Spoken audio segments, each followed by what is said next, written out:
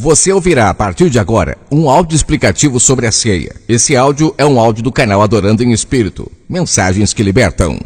Sabemos que milhares e milhares de pessoas todos os meses em todo o mundo praticam um ritual chamado ceia. Ritual é um nome dado a um conjunto de práticas que se tornaram costumes, tradições. E tudo isso baseando-se nas palavras do Messias que disse: "Faze isso em memória de mim." No livro Bíblia, cujo significado significa biblioteca, um conjunto de livros, encontramos 3 livros que narram o mesmo acontecimento, a ceia. Os livros, seus capítulos e versículos são o seguinte: Mateus capítulo 26, do verso 26 ao 29, Lucas 22, do verso 14 ao 20 e Marcos 14, do verso 22 ao 25. Embora sejam 3 livros, os 3 livros narram a mesma história, o mesmo momento. E nesse momento o Messias não está estabelecendo um ritual, e sim trazendo luz ao entendimento de seus discípulos. Mas se criou um ritual em cima disso, baseando-se nas palavras do Messias: "Fazer isso em memória de mim." Agora vamos pensar, para que não estejamos fazendo parte de uma grande apostasia, para que não sejamos cúmplices do sistema do anticristo, um sistema que tem como objetivo tirar as pessoas do caminho da verdade. Muitos, sem perceberem, são agentes ativos do sistema do anticristo. Um sistema guiado por pessoas mercenárias, que lucram com o evangelho. Não obedecem o "de graça recebeste, de graça dai", como disse o Messias em Mateus 10 para os seus discípulos, quando lhes ensinou a irem e anunciarem as boas novas. Disse o Messias aos seus discípulos, ao anunciarem as boas novas: "Não recebam dinheiro como troca. Vão, não levem alforjes, dai de graça o que de graça receberam. Quem crer e for batizado, ou seja, compreender as boas novas, será salvo." No capítulo 26 de Mateus, Lucas 22 e também Marcos 14, é narrado um acontecimento histórico. Ali conta-se o momento em que o Messias partiu do pão e deu de beber aos seus discípulos o vinho. Ao partir o pão, disse o Messias: "Tomai e comei, isto é meu corpo." E tomando o cálice, dando graças, entregou aos seus discípulos e disse: "Bebei a todos, porque esse é meu sangue, o sangue do Novo Testamento, que é derramado por muitos para a remissão de pecados." Sabemos que este momento é chamado de ceia, pois na ocasião eles estavam comemorando a Páscoa, uma festa dos judeus. A Páscoa era um ritual judaico. Essa festa tinha como objetivo trazer à memória dos judeus a saída do povo da escravidão do Egito. No livro de Êxodo, capítulo 12, acontece a primeira Páscoa. Êxodo significa emigração de todo um povo, ou saída em massa de pessoas de um lugar para outro. E de fato foi isso que aconteceu. O povo de Israel foi retirado do Egito e levado para outro local. E neste local foi estabelecida uma festa, um ritual chamado Páscoa. Festa essa que anualmente precisava ser praticado para que não se ocultasse, para que não se apagasse da memória dos judeus este acontecimento. Você acredita mesmo que essa festa, chamada de Páscoa, estabelecida no Velho Testamento, era de fato a realidade? Ou apenas uma sombra, um fato que deveria ficar marcado na mente dos judeus até a vinda do justo, para que nele se cumprisse a verdadeira Páscoa? Você acredita mesmo que o objetivo do Criador do Universo era só livrar Israel do Egito? Ou isso era uma sombra, uma tipificação, algo que aconteceria no futuro, momento onde o Criador do Universo se manifestaria na Terra, em um corpo, em um templo? Este corpo seria consagrado, ou seja, teria o sagrado em si, seria ungido, receberia a presença do Espírito Santo, seria chamado de filho e traria luz ao entendimento da humanidade para livrá-la do grande Egito, que é a terra e seus prazeres. Se você se lembrar agora das palavras do Messias, ele sempre deixou claro que o Criador do Universo tinha 2 filhos. Exemplo 1, parábola do filho pródigo. Lucas capítulo 15, do verso 11 ao 32. O filho mais velho é aquele que não se afasta do pai, povo de Israel. O filho mais novo, o povo pagão, que gastou a herança, a verdade do pai que tinha dentro de si, com as prostitutas, com o Egito, com as meretrizes.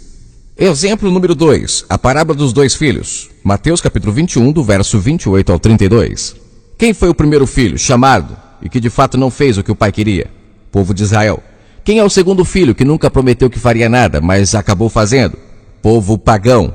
É o mesmo filho pródigo, que se arrepende de suas maldades, deixa de comer lavagem, ou seja, sai do Egito e volta a buscar o Pai em espírito. Uma ordem dada ao Messias a todos aqueles que querem buscar o Pai de verdade. João capítulo 4. Você compreendeu agora que a verdadeira Páscoa não é aquela que aconteceu lá atrás no Êxodo capítulo 12? e sim de fato o Messias morrendo pela humanidade, trazendo luz ao entendimento dos povos para que se liberte dos seus desejos carnais e possam ser espirituais? Que culpa tinha um animal, um cordeiro, para ser morto no lugar das pessoas que pecavam? Assim também eu pergunto, que culpa teve o Messias para morrer no lugar de pecadores? Você percebe que a história é a mesma? A diferença é que uma é sombra e a outra é a realidade. As Escrituras sempre deixou claro que o Criador do Universo, ele ama os dois filhos. Se entristeceu pelo filho mais novo que se afastou, mas se alegrou demais quando o filho mais novo voltou. É claro que o filho mais velho, o povo de Israel, não aceitou em ver um pai tão amoroso que aceitasse o filho mais novo, mesmo depois de ele ter se afastado. Mas o nosso pai é assim. Ele é amoroso e ama os dois filhos. É por isso que a realidade dos fatos é o Messias se entregando na cruz. É ele morrendo pela humanidade. Mas antes de morrer, deixou suas palavras, luz para o mundo, para aquele que quer andar no caminho correto. E quem as pratica, se salva, encontra felicidade, encontra paz, encontra vida, vida em abundância e se torna uma nova criatura. No livro de João, capítulo 6, o Messias deixa claro que ele é o pão da vida. E quando ele se refere a ele ser o pão da vida, ele está querendo dizer que as suas palavras, quem se alimenta delas, vive eternamente. Suas palavras resumiam a lei e os profetas.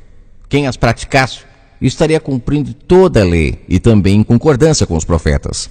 Você entende agora que em Mateus capítulo 26, Lucas 22 e também em Marcos 14, o Messias não está estabelecendo um ritual, ele está trazendo à memória dos seus discípulos toda a história que os antecedentes deles haviam vivido e que naquele momento estava se cumprindo o ritual da Páscoa, que dali para frente não haveria mais necessidade dessa prática, que dali para frente agora eles entrariam no reino, que dali para frente agora eles comeriam do pão, que é a palavra do Pai, que desce diretamente do céu para o entendimento da humanidade. E tudo isso graças ao Criador do Universo, que preparou esse plano maravilhoso, que habitou em um templo na terra, que falou por ele, que trouxe luz ao entendimento da humanidade, uma humanidade que estava totalmente apagada da presença do Pai. Através de sua vinda, através de suas palavras, aquele que crer, recebe também agora o mesmo Espírito que desceu sobre aquele homem. E como disse Paulo no livro de Colossenses, Cristo em vós é a esperança da glória. Ou seja, o Espírito do Pai que naquele homem estava, é a esperança para aquele que crê.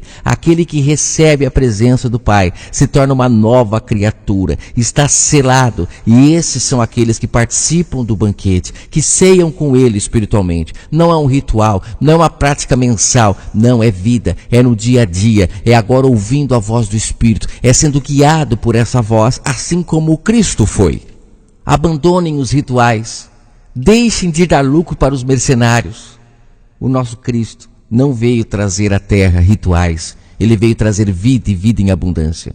Só entra no reino, só vive essa vida e vida em abundância aqueles que estão dispostos a buscá-lo em espírito, no entendimento, serem pessoas racionais, pessoas separadas, também chamadas nas Escrituras como salvas, estão salvas desse mar de mortos, estão ressuscitadas diante do Pai, fazem parte da primeira ressurreição, o conhecem, praticam a sua verdade. Quando você entende isso, você não pratica mais um ritual. Você come do pão que é a palavra dele, que é a luz no seu entendimento. Quando você entende isso, você bebe do sangue, que é o seu espírito. E quando você está cheio do seu espírito, você está selado. A morte não lhe toca. Foi o mesmo que aconteceu na tirada do povo do Egito. Quando o povo saiu do Egito, o sangue do cordeiro era passado sobre os umbrais da porta. E hoje essa porta é o nosso ouvido. Aqui está a entrada da voz do Espírito. É aqui que nós somos circuncidados na nova aliança. É aqui que o Espírito tem condições de falar conosco, por isso que está escrito que a fé vem pelo ouvir e ouvir a voz do Pai. Não é a voz dos homens, é a voz do Altíssimo. Quando a ouvimos, quando a conhecemos, quando praticamos a sua vontade, estamos de fato selados e a morte não tem poder sobre nós. O sistema do anticristo estabeleceu rituais para tudo aquilo que o Messias trouxe. O sistema do anticristo mantém o povo se relacionando com a mulher repudiada, práticas carnais que foram necessárias para Israel. Israel era um povo carnal, só acreditava naquilo que via. E, infelizmente, estamos vivendo uma grande apostasia, onde as pessoas estão do mesmo jeito, só acreditam naquilo que vem. Se não praticarem um ritual mensalmente, acreditam que perderam a salvação, que não tem mais jeito, ou seja, algo totalmente sem vida. É uma tradição, é algo que ilude, faz as pessoas acreditarem que estão vivas, quando na verdade estão mortas. São seguidoras de homens que trazem a velha aliança para a nova aliança. Não seguem as boas novas. Não entraram no reino. Ainda estão do lado de fora, onde tem choro e ranger de dentes. Não buscam o Pai em espírito, não participam do banquete que é em espírito, mas precisam de um pão físico, de um vinho físico para achar que estão participando de uma ceia, quando na verdade esta não é a ceia que o Messias veio trazer. O Messias utilizou o pão com seus discípulos, ele utilizou o vinho, sim, mas como uma demonstração do que aconteceria com ele no madeiro. Algo que estava fora do entendimento daquelas pessoas. Elas não conseguiam entender o plano de salvação. Eram carnais, eram chamados constantemente pelo Messias de homens de pouca fé, incrédulos. Nós já conhecemos todo o plano de salvação. E ficarmos presos a um pãozinho e um vinhozinho ainda, significa que somos menores do que aqueles discípulos eram na época do Messias. O Pai chama a humanidade para o crescimento, para a maturidade. Parem de se reunirem para pior. Façam cumprir de fato o sacrifício do Messias. Deixem hoje de expor ele ao vitupério com rituais, com práticas que não levam ninguém a lugar nenhum, mas vivam a vida em abundância que ele veio propor. Comam do seu pão, no seu entendimento, pratiquem a sua vontade. Viva no seu dia a dia de fato as boas novas e não dentro de 4 paredes. Eu finalizo esse áudio com as palavras de Paulo em 1 Coríntios, capítulo 11, para um povo que se reunia e por se reunir achavam que estavam em comunhão. Mas de fato no contexto Paulo deixa claro que não estava em comunhão, porque todos não tinham tudo em comum. Ali um tinha mais, outro tinha menos e eles nem percebiam isso. E Paulo chega e põe fim à festa dizendo, vocês estão doentes, vocês não entenderam de fato o que é o verdadeiro evangelho. É como hoje, pessoas que têm demais dentro de um templo e outros que não têm nada e nenhum sentem a dor do outro. É como um vale de ossos secos. Enxergue agora o que Ezequiel enxergou no capítulo 37. É um vale de ossos secos, não tem vida. Cada um indo pelo seu próprio caminho, pelo seu próprio ego, pelo seu próprio egoísmo. Cada um indo até esses lugares para buscar os seus próprios interesses. E quando conseguem, ainda sentem orgulho de dizer para os outros, eu consegui, vocês não conseguiram. E com isso ficam sendo usados como massa de manobra na mão de mercenários. Ossos secos é o que nós vemos hoje dentro desses templos. E o Pai está chamando a todos para ressuscitarem. Desperte tu dentre os mortos. E Cristo iluminará o seu entendimento. Você receberá a compreensão de fato do que é buscá-lo de verdade e ser o seu templo na terra. Deixar de buscá-lo em um templo e ser o seu próprio templo. Essa é a vontade do Pai. E este foi o propósito da sua vinda à terra. Comprar para si o verdadeiro templo, como está escrito em 2 Samuel capítulo 7. Finalizo esse áudio com as palavras de Paulo em 1 Coríntios capítulo 11 para aquele povo que achava que estava vivo, mas estava morto. Paulo fez a menção do que o Messias praticou com seus discípulos antes de morrer. Ele disse, no verso 23, o que eu recebi do Criador do Universo, eu estou ensinando a vocês. Que o Messias, na noite em que ele foi traído, ele pegou o pão, deu graças, e assim o partiu e disse, tomai e comei, isto é o meu corpo que é partido por vós. Lembre-se agora, meus discípulos, de tudo que eu fiz por vocês, de todo o plano de salvação. E entendo que agora no madeiro se cumprirá tudo. Tudo se acabará. E agora entraremos nas boas novas, no reinado espiritual. E aquele que crer nisso se salva. Entra para as bodas. Abandona pai, mãe, abandona guias, abandona mestres para buscar o Pai em espírito. E serão guiados pelo meu Espírito, receberão a vida, terão vida e vida em abundância, se amarão uns aos outros, serão servos uns dos outros, porque o meu Espírito é que guiará a cada um, reconhecerá os seus erros, serão novas criaturas, e o mundo passará a encontrar o seu equilíbrio, o mundo passará novamente a encontrar o seu paraíso, que um dia se perdeu, porque o ser humano deixou de ouvir a minha voz. Este fazer isso em memória de mim foi dito aos discípulos. Ele disse também no verso 25, semelhantemente também, depois de ceiar, depois de comer do pão, bebam do cálice, recebam o Espírito do Criador do Universo. Este cálice é o Novo Testamento. É o momento onde vocês serão guiados pelo Espírito Santo, não serão mais guiados por homens. Quem beber deste vinho, quem receber este Espírito estará comigo no paraíso. Façam isso, comam deste pão, bebam desse vinho, em memória de mim. É por isso que Paulo diz que este é o sangue do Novo Testamento. É o Espírito do Pai que desceria, por isso que é o sangue, é o Espírito dele no Novo Testamento, que seria o guia daquele que cresce. E quando Paulo diz isso, no final da carta ele diz, eu não estou aí com vocês, só estou trazendo a memória de vocês, que vocês precisam entender de fato o objetivo do sacrifício do Messias. Isso que vocês estão vivendo.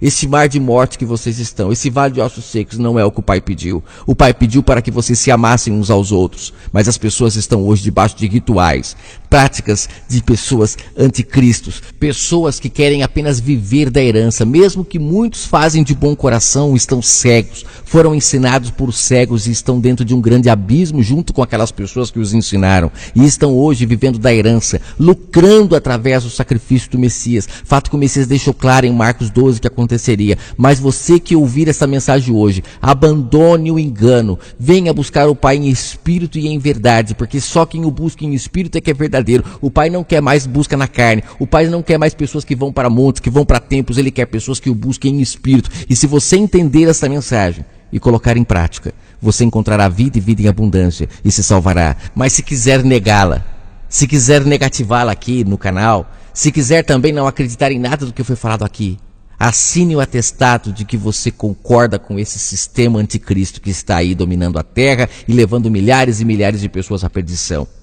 Enquanto o povo não entrar para as bodas, enquanto o povo não buscar o Pai em espírito, estaremos rumo ao cativeiro, rumo à escravidão total. E a cada dia mais, o choro e o ranger de dentes será maior. Que o Eterno abençoe a todos.